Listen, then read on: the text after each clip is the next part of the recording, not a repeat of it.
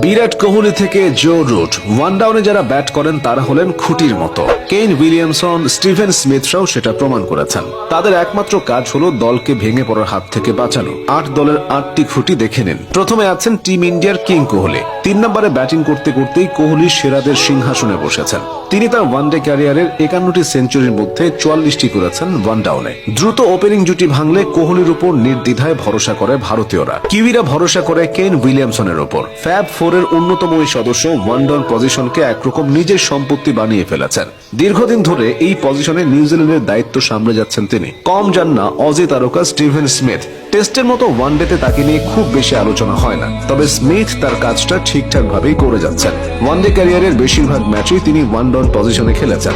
Number 3-তে ৯৩টা innings bat করে তার রানের সংখ্যা ৪,০০০-এর বেশি। ফ্যাব ফোরের আরেক সদস্য ইংলিশ তারকা জো রুট। তিনিও ওয়ানডে ক্যারিয়ারের অনেকটা সময় ব্যাট করেছেন নাম্বার 3-তে। ওয়ান ডাউনে তার ব্যাটিং গড়টা ৫০-এর বেশি, সেঞ্চুরি আছে মোট ১১টা।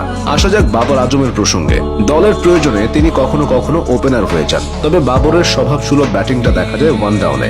ওয়ানডেতে নাম্বার 3 পজিশনে বাবরের ব্যাটিং গড়টা ৬০-এরও বেশি। সাউথ আফ্রিকার ব্যাটিং ইনিংসে ৩ নম্বর পজিশনটা দেখভাল করেন টেম্বা বাভুমা। বাভুমাকে নিয়ে যত সমালোচনায় থাক, রেকর্ডগুলো তার পক্ষে কথা বলে। ওয়ানডেতে কখনো কখনো তাকে ইনিংসের গোড়াপত্তন করতেও দেখা যায়। বাভুমার ওয়ানডে গড়টা ৪৩, শুধু ওয়ান ডাউনে তিনি ৪০ গড়ে ব্যাট করেন। আফগানিস্তানের হয়ে নাম্বার 3 পজিশনে দেখা যায় রহমত শাহকে। টেকনিক্যালি সাউন্ড এ ব্যাটসম্যান, ঠান্ডা মাথায় লম্বা ইনিংস খেলতে পারেন। একটা সময় বাংলাদেশে ওয়ান ডাউন পজিশনে দেখা যেত বিশ্বসেরা অলরাউন্ডার সাকিব আল হাসানকে।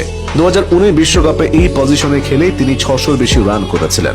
সময়ের ব্যবধানে সেখানে এখন নাজমুল হোসেন শান্তর ঠাঁই হয়েছে। তবে শান্তকে দিয়ে সাকিবের মতো সাফল্য আসছে না। চাপ কমানো তো দূর, শান্ত বেশিরভাগ সময় চাপ বাড়িয়ে দেন। ওয়ান ডাউনে তিনি খুঁটি না হয়ে দলের জন্য গর্ত খুঁড়ছেন।